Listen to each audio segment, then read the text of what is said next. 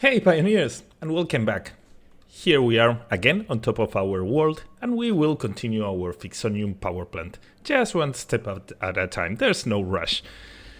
Now, I came over here because there were some learned lessons from my first nuclear power plant, and just by watching this you can notice there are a lot of gaps between this building that holds all of the radioactive stuff and the rest of my world.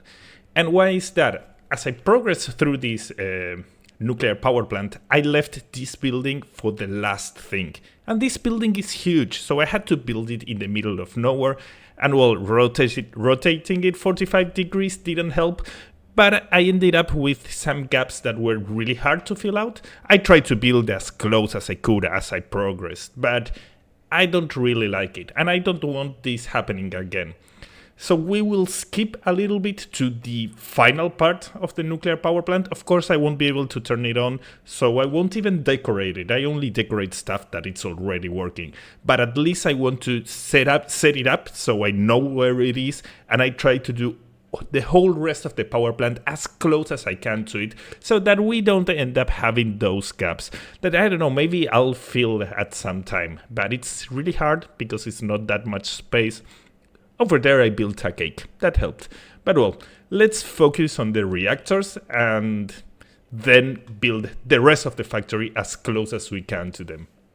So, back to the drawing board. This is the big module, and I know it sounds ugly, but it's not that many machines. It's only these ones over here and those. So it's actually smaller than the first nuclear power plant. And first we need to decide the number of reactors, because this is 48.53, but assuming they are working at 100%, and power plants is one of the things I allow myself to overclock, so I will probably place less.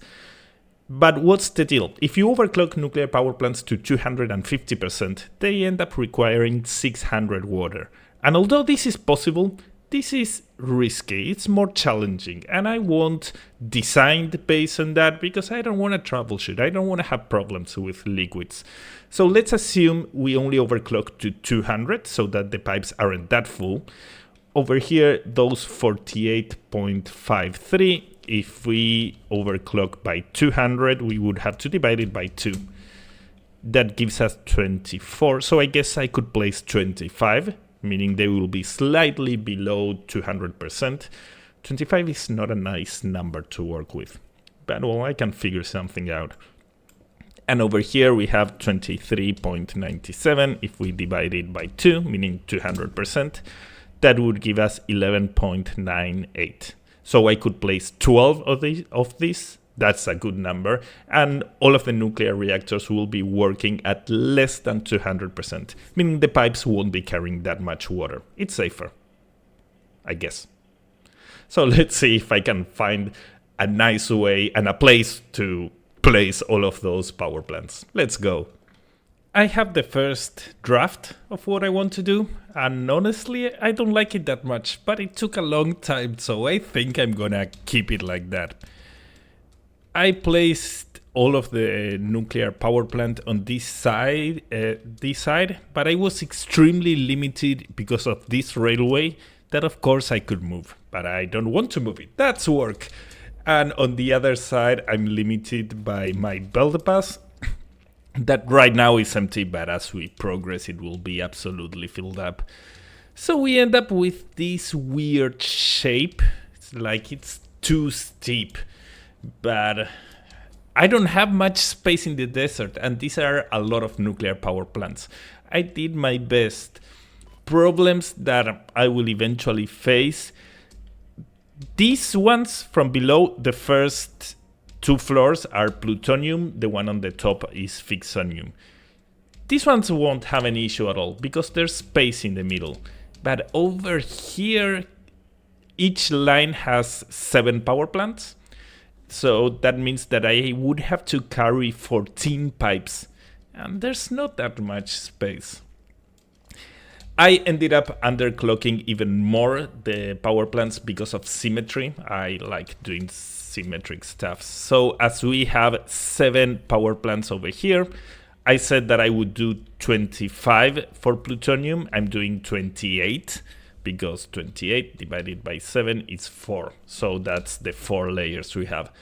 And on the top, we have 2 layers. I said I was going to place 12, but I'm placing 14. So all in all, they are not that overclocked.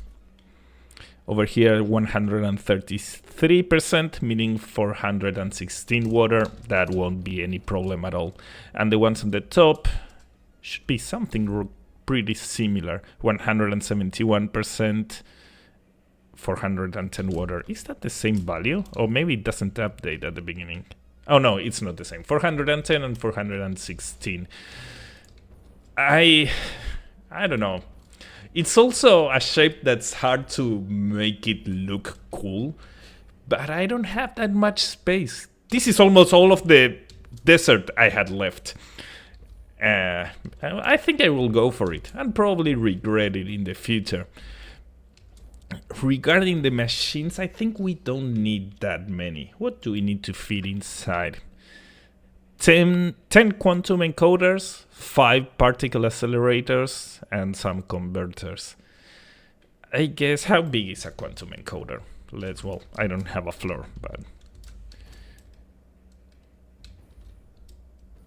I think we could fit 10 on this side, making so that the beam goes directly over there. Oh, but we will have pipes. So, well, the beam will go through the pipes. I don't know what I'm doing. I'm having fun. That's what I'm doing. I think I will stick to this. I already spent precious hours that I could be spending doing something productive. So, I think that the next step, I always try to do first the most limiting stuff, like placing the nuclear power plants. That's limiting. Once I placed it, the second hardest thing that it's also extremely annoying is doing all of the water pipes, connecting all of the waters. Because the belts, you can squeeze them whatever you want, but the pipes are harder. So I'm assuming they will come from somewhere around there. I don't know where the map limit is, but I should be able to place a lot of watery structures. I won't do it on this lake because I want to make them all aligned and symmetric, and over here I could place the amount of watery structures I want, but it would end up being a mess. So, well, this will be the shape. I don't like it, but well, that's life. And I also have this miner over here. This miner will have to be moved. I won't remove it, but I will probably place it facing that direction. And I will also remove the building, so the limestone comes from a hole from the ground. Because right now it's basically touching my nuclear power plant. But well, that's life. Let's try to connect some pipes. Pipe, water structure, pipe, pump, and even more pipes. Yeah, that's been the last hours of my life. But we are finally done. All of the watery structures are connected and the liquid gets to the power plant. Almost all of them are working at the exact same rate. The last 2 layers over here are the ones that are going to the Ficsonium nuclear power plants, and those need a little bit less water. Just to be entirely safe, this is not necessary, but I wanted to avoid issues. I placed a buffer on the output of each of these watery structures. What is this buffer for? Usually you won't have trouble on these kind of systems because they are really basic. You have only 2 generators and 1 consumer per system. And as this connection is symmetrical, and making the connection symmetrical is actually important because the pipe resistance is the same, it should work. But well, on my last power plant, I didn't place the buffers, everything was really compact, and I was actually having some issues at the beginning. It wasn't related to liquids, but the first thing I wanted to do is, well, let's add some buffers, and I didn't have space. So I said, no, I'm not making that mistake again, I'm adding the buffers, and if everything goes wrong, this should fix it. What are the buffers for? A buffer connected like this helps with sloshing. What is sloshing? Liquids ideally would go at a constant rate, but many times they don't. This is a Mark II. It might go at 600, then 0, 600, and then 0. And that usually is not a problem. But if the time it's at 0 is long enough, you risk this internal buffer getting absolutely filled up. And if it gets filled up, the water extractor stops. When you're diagnosing and fixing errors with liquids, the only important thing is that the machine that it's generating never stops. If it never stops, everything is working. So by adding a buffer just in front of the water extractor, you are making this internal buffer bigger. So if there's a lot of sloshing, you will be able to survive longer before it stops. And now, of course, I want to note this. This only works if you're not working at full capacity. Because if you're working at full capacity, you can't compensate by sending more liquids. You're always sending the maximum. But as we are not at a full capacity, these buffers might help. So I consider this extremely safe, and I don't think we will be having any problems with liquids. So, well, I'm grabbing all of the pipes. And over here, I did the same thing that I did on my past nuclear power plant. I'm spreading them a little bit. And this is only so that the pumps don't clip one another. I don't like clipping. And, well, maybe they slightly clip, but that's acceptable. The only thing I did different this time on my other nuclear power plant, building these 2 cages. And I realized that you could blueprint it. So all of the pumps are blueprinted. Making the blueprint took some time, but after that it was just placing 3-4 blueprints. And that's that. So we are grabbing all of our pipes and we are going through this tractor over to the nuclear power plant. I did it slightly different than the one we see over there, even though they look the same.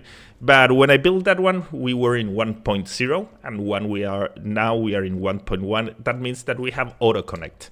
So I wanted the blueprint to contain a small piece of pipe, because if not, auto-connect doesn't work. That saved a lot of time. Unfortunately, this is amazing. If you check the blueprint, it requires 1,260 copper sheets. That's more than you can hold in a dimensional depot. So dimensional depots were useless to build this. I set up a temporary factory over there, that mess. That's creating a lot of copper sheets and sending everything to a container. So every now and then I went to the container, filled up my inventory, and I kept building this. It didn't take that much time doing this part, and yes, the auto-connect rocks. Now let's go and check the power plant. Once we get to the power plant, I spread the groups. These are the ones that are supposed to go for the Ficsonium power plants. I hope I didn't mess up the connection, but these should be the Ficsonium ones. And luckily, I had enough space to place all of these pipe. All of this is done via blueprints. I made a lot of blueprints. So, yeah, it looks cool. On the lower levels, I tried to keep all of the center over here empty. I don't know how much space we are going to need, but I wanted just to be safe to keep the pipes far away from the middle. So that's why they go directly to the roof and they go vertical really fast. At the beginning I wasn't doing that. I was bringing the pipe all the way to the middle and then raising it, but that takes a lot of space away. So right now I think this should be more than enough space. And again, if I recall, that's also a blueprint, yeah. So all this, it was a lot of time, but I'm liking how it looks so far. This might not have been a bad idea. So how do we continue? We can now start placing all of the machines. We don't have to place that many. But in order to place the machines, we need to have floors. So I'll set up the floors. I don't know, we have that, I need to move that. But we'll set up the floor so that I have an idea of the space we have. And maybe not do decoration, but place some columns on some stuff, because I don't want later on to not be able to do something nice. So we need to have a feeling of the shape of the building. And once I basically know, I just place the bigger foundation so we can start spreading the machines. There we go. Now we have an idea of the space we have to work with. I also added lights. I always decorate at the end, but placing lights might become challenging if you already have a lot of stuff going on. So I think it's easier to do it right at the start. From the inside, I'm loving it. From the outside, I still don't know. I think that the overall shape of the factory is like too steep. I don't know. But well, it is what it is. It's not that bad. I will have to figure something out to make it look good in the outside. And this actually was done really fast. Everything is a blueprint. If we can check all of these triangles, the floor is... Oh, this is going to hurt. It's all blueprints. So I usually build it once on the place, and if I like it, I build it a second time, and then a second time in a blueprint designer, and then just copy and paste. So it's almost 100% of everything you see over here is a blueprint. And yeah, it looks pretty good. There won't be much space for windows, so I'm hoping that these lights are enough to make it bright. Now that we know the space we have to work with, we can start placing machines. And as usual, I always go for the most limiting factors. These would be the bigger machines, because smaller stuff you can squeeze it on weird places. What would be the biggest thing? Well, it's actually a tough fight. We have quantum encoders and particle accelerators. So I think that we can start with 10 quantum encoders, and this is kind of a 1 to 2 ratio. So if I place 10 quantum encoders, it will be 5 particle accelerators, or 12 quantum encoders and 6 particle accelerators. But that should be enough space. How big are these guys? Yeah, we can do this. I don't know where the particle accelerators will be. But yeah, I'm feeling confident. And it's looking good. Let's continue. I was confident that there was plenty of room, but there isn't that much space. But yeah, at least I was able to fit all of the machines. I couldn't make it symmetrical, but it's not the end of the world.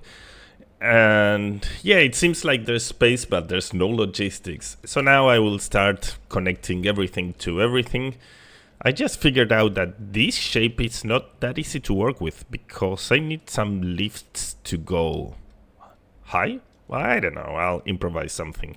But at least this is all of the machines that are supposed to be here. I'm only missing a sink and a dimensional depot for the Ficsonium fuel rod, but I don't care about that. I'll dig a hole in the ground and place it there if it's necessary. Let's start adding some pipes and some belts and some stuff. And there we have it. All of the connections have been done, and this was actually really fun. There were some challenges. For example, well, mostly about space. I placed these particle accelerators too close to the wall, and there was a lot of load balancing that needed to be done, but I managed to make it fit. And I'm making some belts go through this tiny loop that I think that's cool. I also have a pipe going through the middle, but this was not trying to be fancy. This was just trying to do all of the connections because there were a lot.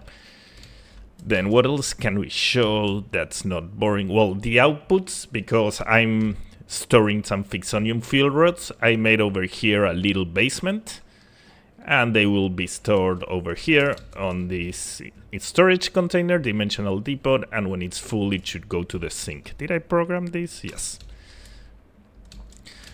Then regarding inputs, we have only 2. I wanted to make 1, but I couldn't fit that much stuff in a sushi belt.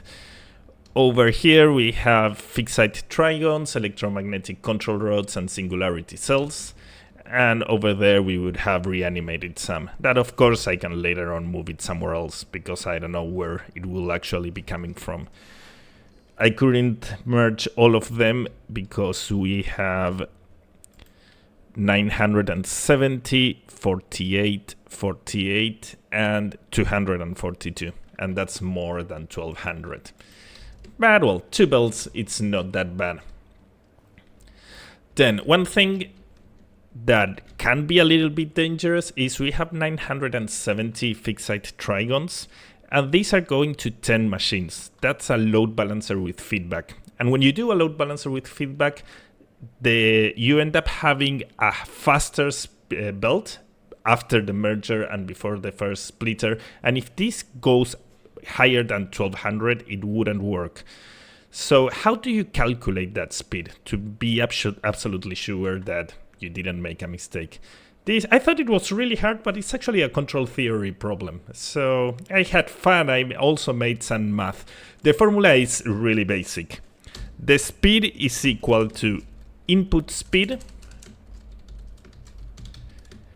divided 1 minus your feedback loop.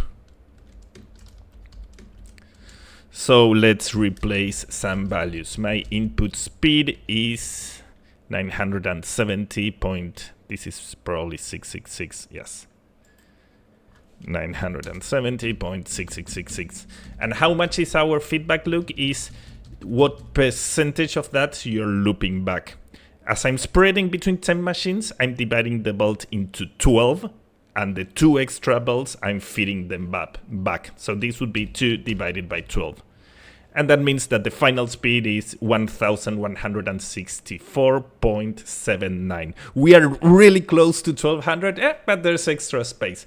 So if I didn't mess up the math, that I think I didn't, I don't know. I'm also really good messing up math.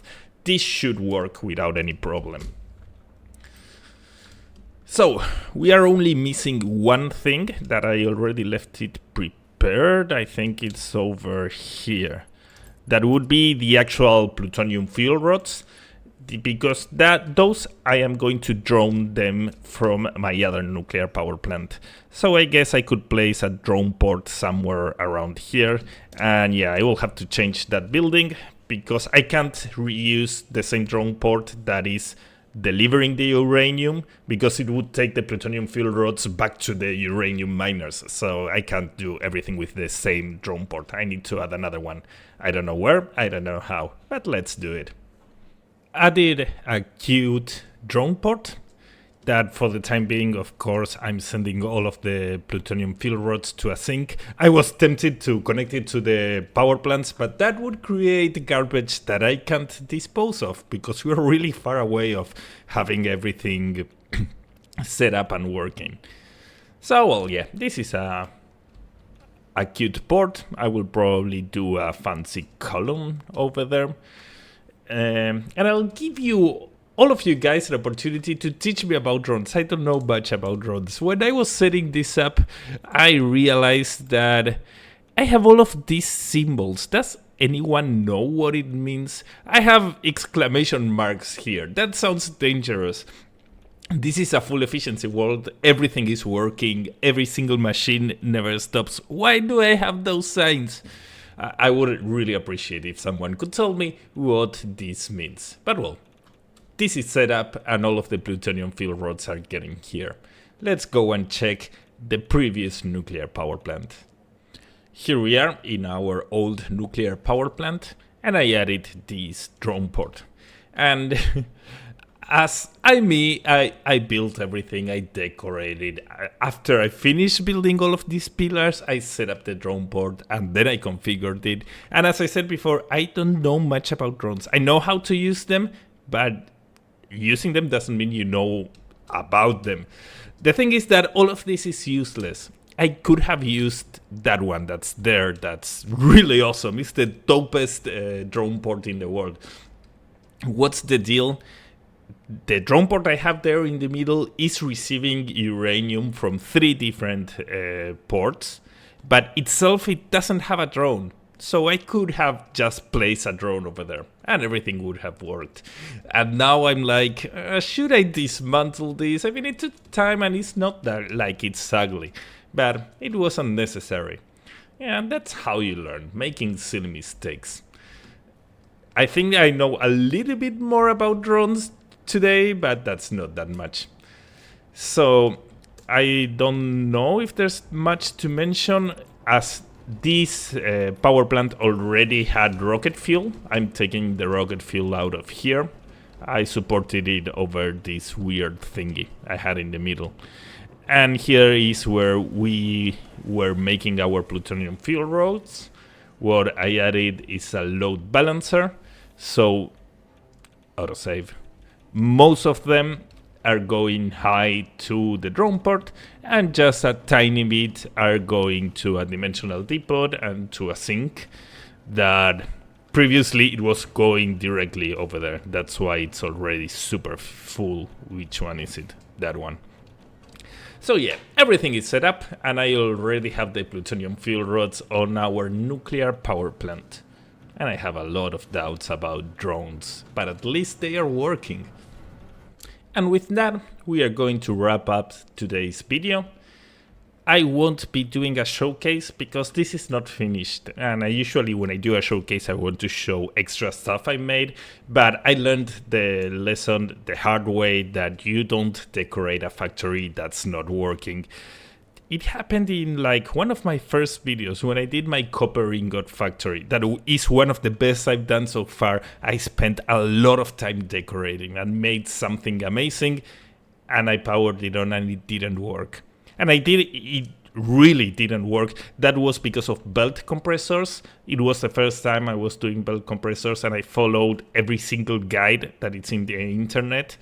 Just so that you know, the belt compressors that are described in Satisfactory wiki and everywhere, they don't work.